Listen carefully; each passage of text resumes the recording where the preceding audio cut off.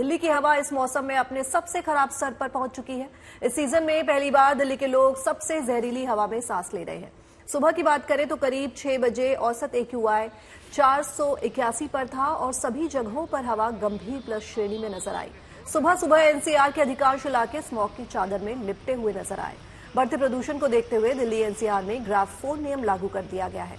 Graph 4 लागू होने के साथ ही 10वीं और 12वीं के अलावा सभी छात्रों के लिए फिजिकल क्लासेस बंद कर दी गई हैं। इस बीच मौसम विभाग ने दिल्ली में घना कोहरा रहने की संभावना व्यक्त की है। कोहरे और धुंध की चादर के कारण दिल्ली में विजिबिलिटी भी कमी आई है।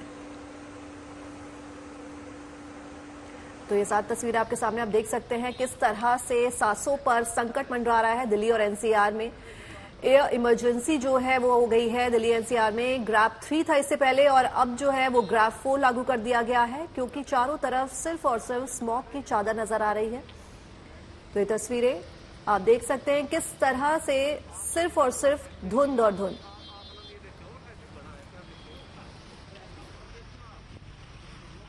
इस साल पहली बार एयर क्वालिटी इंडेक्स ने 470 के मार्क को पार कर लिया है, जो ये दर्शाता है कि दिल्ली की वायु गुणवत्ता इस वक्त बेहद खराब स्थिति में है।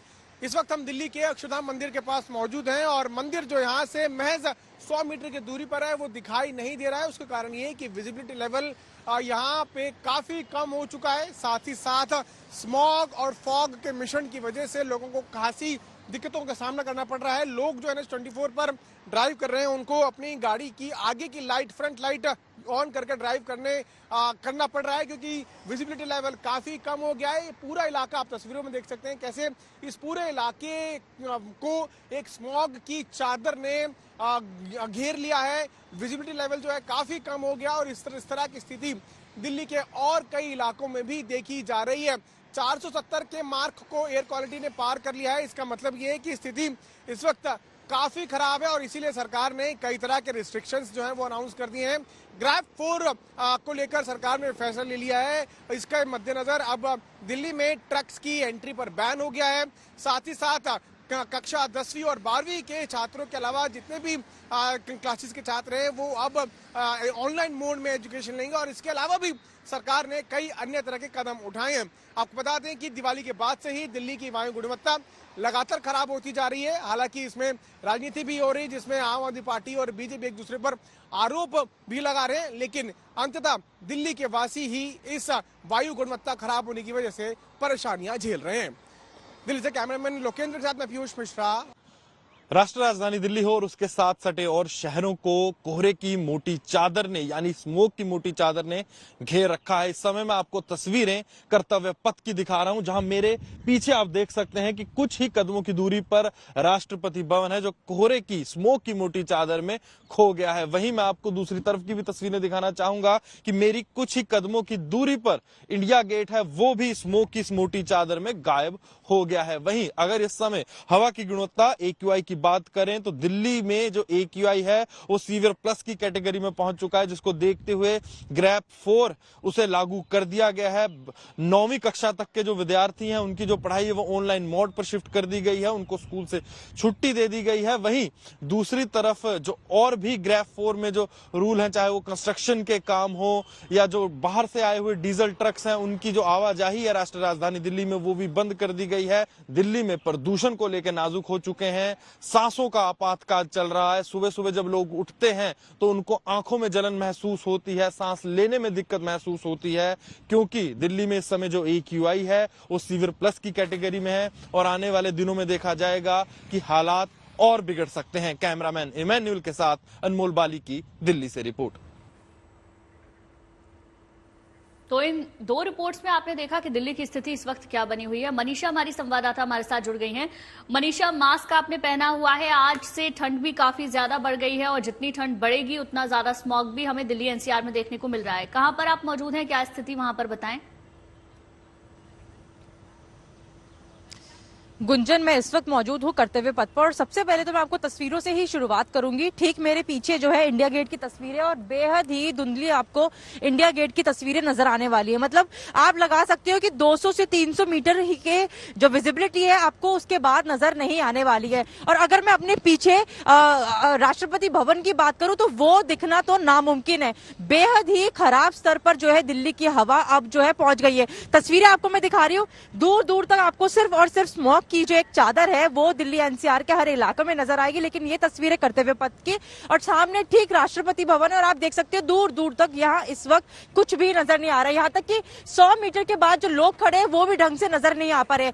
तस्वीरें इस तरीके से खराब होती नजर आ रही है। दिल्ली की हवा बेहद ही खराब श्रेणी में लगातार पहुंच रही है और इस सीजन की बात करें तो ये पहली बार है इस सीजन में कि अब लोग एक्चुअल में जहरीली सांस ले रहे हैं। आप देख सकते हैं सुबह का वक्त होता है, लोग घर से बाहर निकलते ये सोच के कि फ्रेश ऑक्सीजन मिलेगा, एयर के बीच में ग्रीनरी के बीच में रहेंगे, लेकिन सुबह 9 बजे का वक्त और ये मास्क पहनने को मैं मजबूर और मेरे साथ साथ बाकी तमाम वो जनता जो इस वक्त दिल्ली से अपने घरों से जो है वो बाहर निकल गए।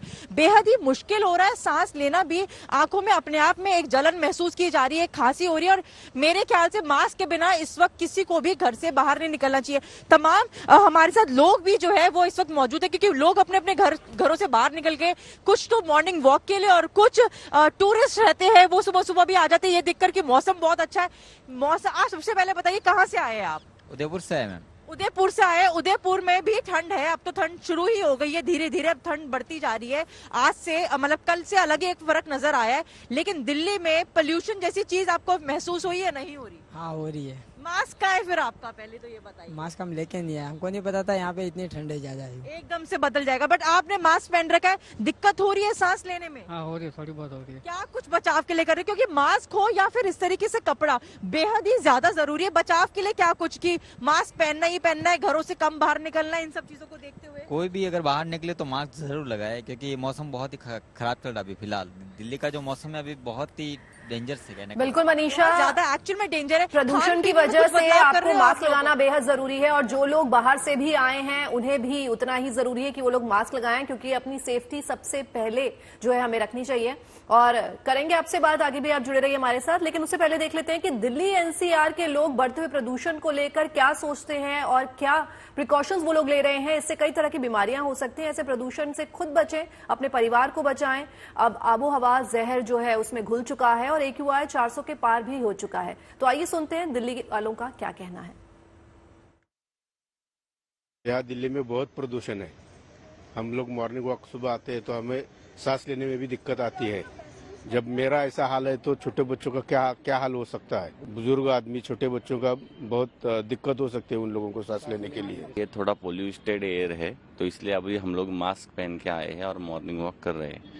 बाकी दोपहर के टाइम तो बहुत ही ज्यादा प्रदूषण हो जाता है, आंखों में जलन भी होती है, सांस लेने में थोड़ी सी दिक्कत आती है। जो AQI जो एयर क्वालिटी इंडेक्स होता है वो लगभग 500 के लगभग पहुंच रहा है दिल्ली का। तो उस प्रोस्पेक्टिव से देखा जाए तो सरकार ने कुछ कदम उठाए भी हैं अपने। और मेरी पर्सनल बात की जाए, जैसे मैं मॉर्निंग वॉक करने आता हूँ यहाँ पे, तो यहाँ पे थोड़ा सा आंखों में इचिंग होना, गले में खराश होना, ये चीजें थोड़ा सा ये नॉर्मल सी हो रही है। एक पॉल्यूशन स्टेट है तो यहाँ पर पॉल्यूशन काफी अत्यधिक मात्रा में है, तो इस वजह से ना हम सुबह रोजाना मॉर्निंग वॉक पर आते हैं तो यहाँ पर थोड़े आँखों में मिचिंग होती भी है, उससे बॉडी पे भी इफेक्ट पड़ता है। जब हमें इतना इफेक्ट पड़ रहा है तो जो बच्चे हैं छोटे या जो बूढ़े बड़े हैं उन पर तो बहुत इफेक्ट पड़ता होगा। तो अक्सर करके देखा गया कि हमें ना इस सब के लिए या तो ये जो गाड़ियाँ हैं उनको थोड़ा, इनके एयर पॉल्यूशन को थोड़ा कम किया जाए या फिर थोड़े पेड़ बढ़ाए जाएँ। इतना ज़बरदस्त पॉल्यूशन है, गाड़ियों का, AC लगी हुई है, हर घर में AC, हर घर में फ्रिज है ना। और आप समझिए कि दिक्कतें ये है कि आदमी दमा का मरीज होता जा रहा है, खाने पीने का कोई वो नहीं है। मुझे ऐसा लग रहा है शायद दिल्ली बहुत ही खराबी होते जा रहे हैं दिन ब दिन। और इसके लिए गवर्नमेंट के लिए मैं विनती करता हूँ कि थोड़ा उसके लिए प्रॉपर मेजरमेंट्स ले और ताकि थोड़ा दिल्ली में जो भी रह रहे हैं, बच्चे रह रहे हैं, बूढ़े रह रहे हैं और बड़े लोग रह रहे हैं और सबके हालत बहुत खराब ही चल रहा है। और मनीषा हमारी संवाददाता लगातार हमारे साथ बनी हुई है। मनीषा, जिन लोगों से आपने बातचीत की उनसे अगर वो हों ये भी जानने की कोशिश कीजिएगा उदयपुर से यहाँ उन्हें कितना बदलाव दिख रहा है। और दूसरी बात, आज से ग्रैब 4 के नियम भी लागू कर दिए गए हैं, तो क्या उसका असर आप देख पा रही हैं? गुंजन, अगर मैं उन लोगों की बात करूं तो वो चले गए क्योंकि टूरिस्ट जब बाहर से आए और उनको है कि ज्यादा से ज्यादा समय वो बाहर बिताए, तो वो यहाँ पर नहीं है। लेकिन फर्क हर एक राज्य में इस वक्त जो है वो नजर आ रहा है। तमाम और भी लोग हैं, हम उन लोगों से भी बात करेंगे। लेकिन जैसे कि आपने बताया कि आज से ग्रैब 4 की जो पाबंदियां है वो लागू हो गई, लेकिन इसके अंदर क्या कुछ रिस्ट्रिक्शन रहने वाला है ये अभी सरकार लेगी। लेकिन अभी फिलहाल 9वीं तक के कक्षा की जो बच्चे हैं उनकी ऑनलाइन क्लासेस शुरू हो गई, क्योंकि ये सबसे ज्यादा जरूरी है। जितना बचाव कर सके बच्चों का बेहद ज्यादा जरूरी, क्योंकि बच्चे इस वक्त सबसे ज्यादा शिकार होते हैं ऐसे मौसम का। और इसके साथ ही साथ जो है वर्क फ्रॉम होम 50% एम्प्लॉय जो है अब ऑफिस में कम कर दिए जाएंगे। बाहर से जितनी भी हैवी जो व्हीकल होते हैं उनकी एंट्री दिल्ली में बैन रहेगी। तो तमाम ऐसे जो स्टेप्स है वो सरकार लेगी, क्योंकि ग्रैब 4 की पाबंदियों की बात की जाए तो ये तमाम ऐसी चीजें हैं जो लागू होती है। और अगर तस्वीरें आपको दिखाऊं, सुबह का AQI अगर 6 बजे की मैं सुबह तड़के की बात करूं तो 480 के पार था। लगभग 500 सीवियर प्लस की जो कैटेगरी होती है उसके अंदर AQI जा चुका है। इस वक्त भी अगर मैं आपको अपने फोन से दिखाने की कोशिश करूं तो फोन में 500 आके गीतिका रुक रहा है, मतलब 500 दिखा रहा है, वहां आकर स्टॉप हो चुका है। तो मतलब ये जो है कंडीशन है इस वक्त कर्तव्य पथ की है। और ये दिल्ली नहीं, दिल्ली के तमाम इलाकों में सुबह से स्मॉग की चादर में जो है पूरी दिल्ली NCR जो है लिपटा पड़ा हुआ है। तमाम लोग हैं, आ रहे हैं, वॉक कर रहे हैं। सर आप ये बताइए, आप सुबह से आप बाहर निकले, कहाँ से आए हैं? पहले तो आमेर से जयपुर। जयपुर से आए। जयपुर में और यहाँ कितना फर्क नजर आता है? जयपुर में और यहाँ पे बहुत फर्क है, काफी ज्यादा सर्दी है, यहाँ पे कोहरा भी लगा हुआ है।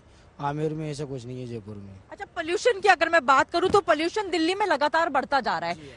जयपुर के हालात कैसे है पोल्यूशन के मामले में? ठीक ठाक है, ठीक है जयपुर के। जयपुर में ठीक है जी। यहाँ पे सांस लेने में दिक्कत महसूस हो रही है? दिक्कत होती है। बट मास्क नहीं पहना आपने? मास्क नहीं पहना, क्या हम अभी आए हुए हैं डायरेक्ट, हमें मालूम नहीं था मास्क का। तो दिक्कत है, लेकिन आप कपड़ा बांध सकते हैं और आप कपड़े भी पहनिए, क्योंकि मौसम जो है वो दिल्ली NCR का एकदम बदल गया। मनीषा, एयर क्वालिटी इंडेक्स की अगर हम बात करें तो वो बेहद खराब श्रेणी में हो, जैसा कि आप बता रही हैं कि 500 के करीब वो पहुंच चुका है। आप अपना भी ध्यान रखिए, मास्क लगाइए, क्योंकि आप ऑन फील्ड रिपोर्टिंग कर रहे हैं तो आपका अपना ध्यान रखना भी बेहद जरूरी है। और धन्यवाद आपका इस तमाम जानकारी के लिए। और अब आगे बढ़ते हैं और देखते हैं बढ़ता प्रदूषण सेहत के लिए कितना खतरनाक है। इससे कई तरह की बीमारियां हो सकती हैं। ऐसे में प्रदूषण से खुद बचें, अपने परिवार को बचाएं। अब आबो हवा में जहर जो है वो घुल चुका है और AQI 400 के पार भी हो चुका है, तो बच्चों और बुजुर्गों का खास ख्याल रखना बेहद जरूरी है।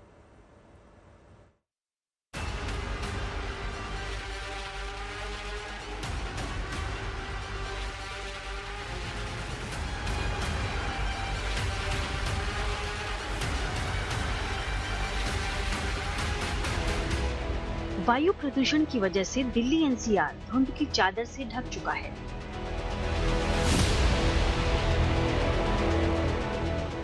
ये जानते हुए भी कि प्रदूषण कई तरीकों से सेहत को प्रभावित कर रहा है, लोग जहरीली हवा में सांस लेने को मजबूर हैं।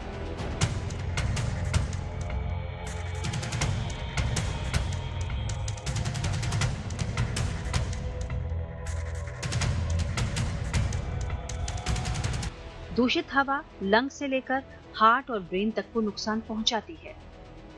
प्रदूषण के चलते सांस लेने में दिक्कत, गले में खराश और आंखों में जलन होना आम समस्या है।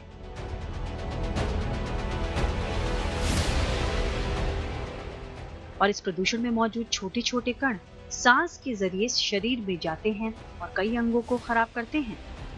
जिन लोगों को पहले से ही अस्थमा, ब्रोंकाइटिस जैसी बीमारी है, उनकी समस्या तो काफी बढ़ जाती है।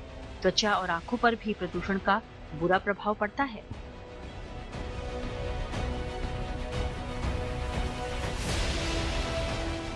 बढ़ते वायु प्रदूषण से बड़े ही नहीं, बच्चे भी परेशान हैं।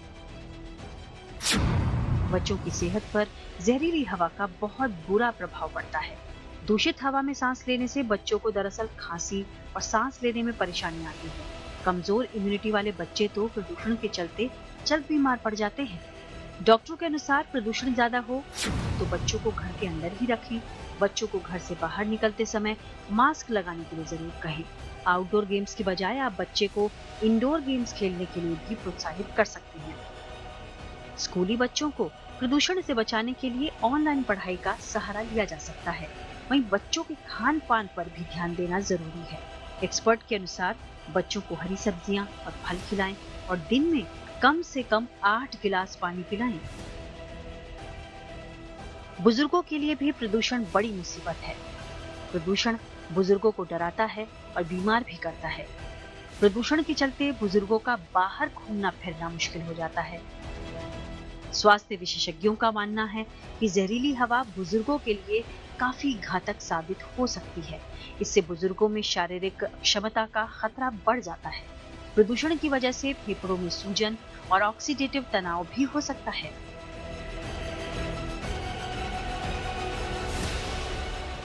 ऐसे में सवाल है कि प्रदूषण से आखिर बचा कैसे जाए। इसके लिए खान पान पर ध्यान देने के साथ साथ कई जरूरी उपाय किए जा सकते हैं। प्रदूषण से जंग के लिए हेल्दी डाइट बहुत आवश्यक है। हेल्दी डाइट और मजबूत इम्यूनिटी प्रदूषण से लड़ने में मददगार साबित होते हैं। घर का वातावरण प्रदूषण रहित हो, इसके लिए भी एक्सपर्ट एयर प्योरीफायर डिवाइस लगवाने की सलाह देते हैं। जब भी आप बाहर जाएं, मास्क लगाकर जाएं। अच्छी क्वालिटी का मास्क हवा के जहरीले कणों को रोकने में मददगार साबित होता है। वहीं ज्यादा ट्रैफिक, धूल मिट्टी और धुएं वाले इलाकों में जाने से आप बचें। जब भी बाहर से आएं तो चेहरा जरूर साफ करें। लंग्स की क्षमता बढ़ाने वाली एक्सरसाइज करें। ऐसे में प्रदूषण से बचने के लिए घर में एक्सरसाइज करने की सलाह दी जाती है। प्रदूषण मानसिक सेहत पर भी असर डालता है। ये चिंता, अवसाद और मानसिक विकार जैसी स्वास्थ्य समस्याओं को बढ़ाता है। ऐसे में प्रदूषण से बचाव बेहद जरूरी है। छोटे छोटे उपाय कर हम खुद और अपने परिवार को भी काफी हद तक प्रदूषण से बचा सकते हैं। Bureau report, good news today. भगवान विष्णु के निवास स्थल के रूप में विख्यात बद्रीनाथ धाम अगले 6 महीने के लिए बंद कर दिए गए हैं। कल रात बद्रीनाथ मंदिर के कपाट पूरे विधि विधान के साथ बंद किए गए। अब अगले 6 महीने तक जोशीमठ में स्थित नरसिंह मंदिर में भगवान बद्री विशाल की पूजा अर्चना की जाएगी।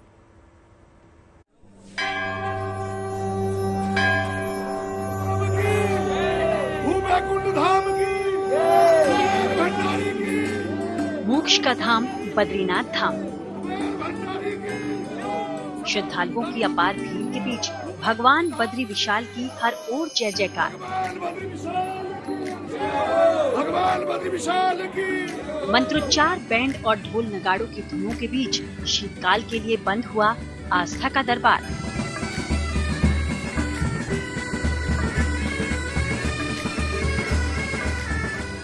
सत्रह नवंबर की रात वो शुभ घड़ी आई जब भगवान बद्री विशाल के कपाट वैदिक परंपरा को निभाते हुए रात 9:07 पर अगले 6 महीने के लिए बंद कर दिए गए।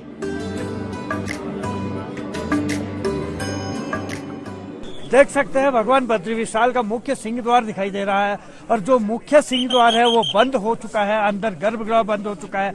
उल्टे पैर इसी रास्ते से रावल जी, जो बड़ा भावुक पल यहाँ पे होता है, वो कपाट बंद के दौरान होता है। अब कपाट शीतकाल के लिए बंद हो गए हैं। अब अगले 6 महीने तक भगवान नारायण जो है वो श्रद्धालुओं से दूर रहेंगे। श्रद्धालुओं जो यात्रा है वो अब 6 महीने बाद शुरू होगी। ऐसे में अब शीतकाल के लिए आज कपाट विधि विधान के साथ बंद कर दिए गए। बीते 6 महीने अपने ग्रीष्मकालीन प्रवास बद्रीनाथ मंदिर से निकलते भगवान उद्धव, कुबेर जी, भगवान बद्री विशाल के वाहन गरुड़ और जगत गुरु शंकराचार्य जी की गद्दी एक एक कर मंदिर से बाहर निकले तो लक्ष्मी जी लक्ष्मी मंदिर से बद्रीनाथ मंदिर के गर्भगृह में विराजमान हुई। आज भगवान का प्रातः काल में पुष्पों से श्रृंगार किया गया और पुष्प श्रृंगार करने के अनंतर आज भगवान की जो पूजा का अधिकार है मनुष्यों से और देवताओं के पास हस्तांतरित हो गया है। श्रद्धालुओं ने बद्री विशाल के दर्शन किए। मंदिर परिसर में हर कोई खुद को एक अलग ही ऊर्जा के बीच महसूस करता नजर आया। यहाँ करके बहुत अच्छा लग रहा है। दर्शन बहुत अच्छे हुए हैं हमें अंदर से बहुत बढ़िया दर्शन हुए हैं। प्रभु की पूरी कृपा है, चौथी बार दर्शन अच्छे से पाए प्रभु के, बहुत आनंद आया। जो इस वर्ष की मैं यात्रा की बात करूं तो बहुत ही अच्छी रही है और लगभग कल तक जो 14,24,171 थे, आज तक शाम तक हमारे पास लगभग 10-11 हजार और आंकड़े आ चुके हैं। लगभग 14,35,000 के आसपास लगभग तीर्थ यात्री यहाँ पर पधारे हैं। सारे श्रद्धालुओं ने बद्री विशाल के दर्शन किए हैं। जहां इस बार बद्री विशाल के दर्शन के लिए कुल 14,35,000 श्रद्धालु बद्रीनाथ पहुँचे, तो वहीं साल 2023 में अब तक के सबसे ज्यादा श्रद्धालु 18,40,000 से ज्यादा ने बद्री विशाल के दर्शन किए। 6 महीने भगवान बद्री विशाल की पूजा मनुष्य के अधिकार क्षेत्र में होती है, तो शीतकाल में 6 महीने यहाँ देवर्षि नारद जी पुजारी के रूप में विराजमान होते हैं और देवता भगवान बद्री विशाल की पूजा करते हैं।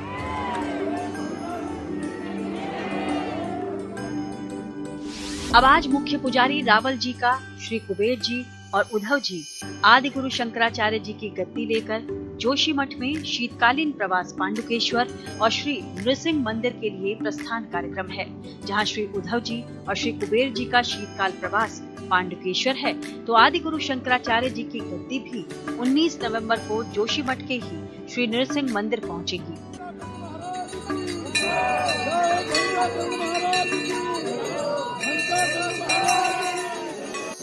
बद्रीनाथ धाम से कमल नयन सिलोड़ी के साथ bureau report, good news today. जय कुबेर भंडारी की।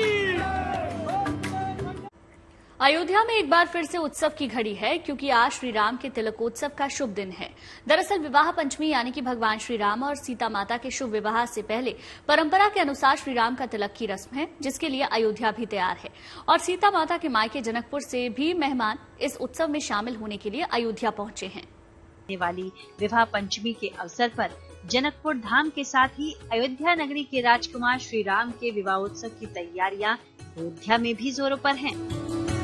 श्री राम जन्मभूमि मंदिर में रामलला की प्राण प्रतिष्ठा के बाद अब मौका है श्री राम और माता सीता के विवाह का, और उसकी तैयारी भी शुरू हो गई है। ये आप देखेंगे तो यहाँ पे कुर्सियां रखी हैं, टेंट के काम चल रहे हैं और सोमवार को 2 बजे नेपाल से जो 500 लोग पहुंचेंगे वो यहाँ पर तिलक चढ़ाएंगे। यानी कि इतना महत्वपूर्ण कार्यक्रम है कि इसमें नेपाल के 4 कैबिनेट मिनिस्टर के साथ अलग अलग क्षेत्रों के मेयर भी उसमें शामिल होंगे और बाकायदा जो एक तरह से कहा जाए कि निमंत्रण पत्र के साथ साथ वो तिलक का जो सामान लाए होंगे वो यहाँ पर चढ़ाएंगे। आज रघुनंदन के भव्य तिलकोत्सव में शामिल उनकी ससुराल जनकपुर से बड़ी संख्या में लोगों का अयोध्या धाम में अभिनंदन है। 251 लोग आ रहे हैं 100 गाड़ियों से, और वो इतना सामान लेके आएंगे तिलक में कि जैसे वास्तविक कोई राजा महाराजा तिलक चढ़ाने जा रहा हो। वो आज भी राजकुमार के रूप में आते हैं और राजा जनक के रूप में वहां से व्यक्ति जो आएगा वो बिल्कुल ऐसा आएगा कि जैसे वहां से राजा जनक जो है सबको लेकर के तिलक लेकर के आए हैं, सामान लेकर के आए हैं, इतना वो प्यार लेके आएंगे। हिंदू धर्म में विवाह संस्कार से पहले दूल्हे की तिलक की परंपरा है। जनकपुर से अयोध्या तिलकोत्सव के लिए नेग में 501 तरह की सामग्री है। इसमें परिधान, आभूषण, मेवे, मिठाइयाँ और फल शामिल हैं और तरह तरह के उपहार भी नेग के रूप में श्री राम को भेंट किए जाएंगे। तिलकोत्सव की परंपरा को निभाने के लिए अयोध्या से जनकपुर तक लोगों का उत्साह चरम पर है। विशेष तौर पर इसलिए कि 500 साल बाद अयोध्या में श्री राम की जन्मभूमि पर बने नए मंदिर में रामलला विराजमान हुए हैं। लिहाजा रामनगरी के इस बदले माहौल में इस कार्यक्रम के आयोजन की तैयारियां भी खूब हैं। इसलिए सीता माता के मायके जनकपुर के लोगों में भी तिलकोत्सव को लेकर उत्साह होना स्वाभाविक है। तो आज तिलकोत्सव के साथ ही विवाह पंचमी तक अयोध्या से जनकपुर तक यानी भारत से नेपाल तक माहौल मंगलमय रहने वाला है। 26 नवंबर को अयोध्या से बारात जाएगी चारों भाइयों की, और इसके साथ जब वहां बारात पहुंचेगी तो शादी के साथ सारे कार्यक्रम होंगे और 6 दिसंबर को शादी के बाद जब बारात लौटेगी तो माता सीता राम के साथ अयोध्या आ जाएंगी। Banvir Singh, Ayodhya, good news today. और अब बात प्रधानमंत्री नरेंद्र मोदी के ब्राजील में ग्रैंड वेलकम की। पीएम मोदी G20 समिट के लिए ब्राजील के दौरे पर हैं। पीएम ब्राजील के रियो डे जेनेरियो में आज और कल G20 सम्मेलन में हिस्सा लेने वाले हैं। इस बीच जब प्रधानमंत्री मोदी ब्राजील पहुंचे तो एयरपोर्ट पर भारतीय राजदूत सुरेश रेड्डी के नेतृत्व में भारतीय प्रतिनिधियों ने पीएम का भव्य तरीके से स्वागत किया। कहीं कलाकारों ने गरबा किया तो कहीं वैदिक मंत्रों का जाप करके पीएम का वेलकम किया गया। इसके अलावा प्रधानमंत्री मोदी का स्वागत करने के लिए भारतीय प्रवासियों में भारी उत्साह देखने को मिला। G20 समिट बेहद खास होने वाला है। इस सम्मेलन के लिए पीएम मोदी और चीन के राष्ट्रपति जिनपिंग के बीच फिर से मुलाकात हो सकती है, क्योंकि चीन के राष्ट्रपति भी G20 समिट में हिस्सा लेने ब्राजील पहुंच चुके हैं।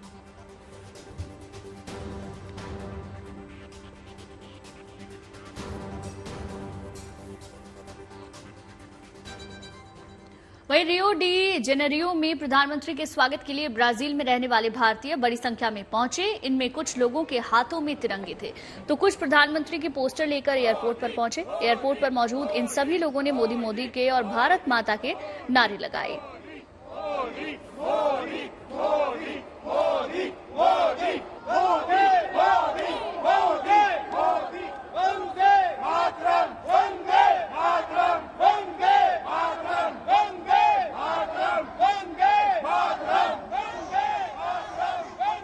प्रधानमंत्री मोदी का बच्चों से खास लगाव रहता है। ब्राजील में भी उनका ऐसा ही अंदाज देखने को मिला। वहां उन्होंने बच्चों के साथ मुलाकात की, बच्चों के साथ थोड़ी देर अलग अलग मुद्दों पर चर्चा भी की। इसके बाद प्रधानमंत्री ने सभी बच्चों के साथ फोटो खिंचवाई।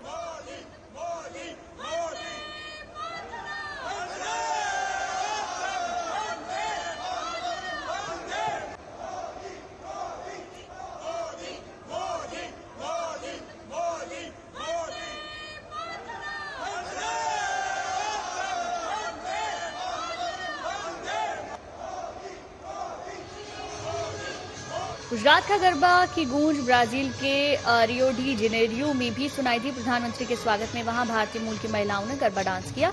इन कलाकारों ने प्रधानमंत्री मोदी के साथ फोटो भी खिंचवाई।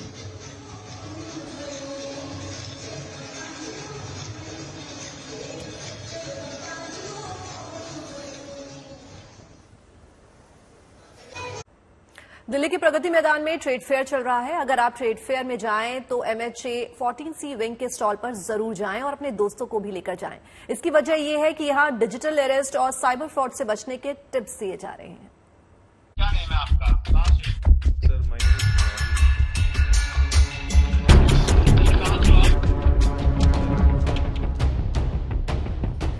दिल्ली में चल रहे ट्रेड फेयर में घूमने और खरीदारी करने के लिए दूर दूर से लोग आ रहे हैं। इस बार इस मेले की खास बात यह है कि यहाँ लोगों को डिजिटल अरेस्ट और साइबर फ्रॉड से अलर्ट किया जा रहा है और इससे बचने की जानकारियां भी दी जा रही हैं।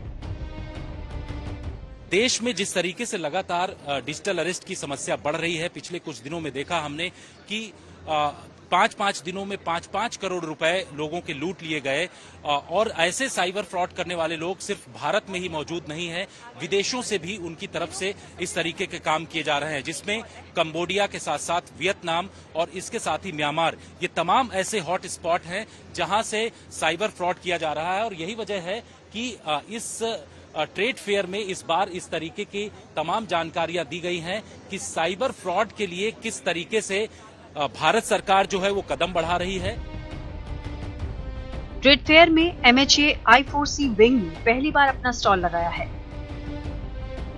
MHA 14C विंग के director Nishant Kumar digital arrest और साइबर फ्रॉड के लेटेस्ट ट्रेंड के बारे में बता रहे हैं और लोगों को जागरूक कर रहे हैं।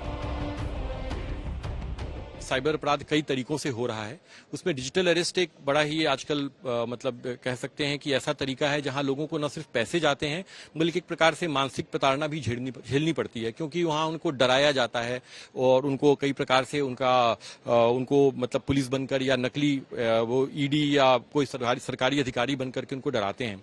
पहली तिमाही में आप देख सकते हैं, हमने यहाँ पर एक आंकड़ा दिया है, करीब 120 करोड़ रुपए लोगों ने खोए और पूरे वर्ष में भी काफी लोगों के पैसे गए हैं।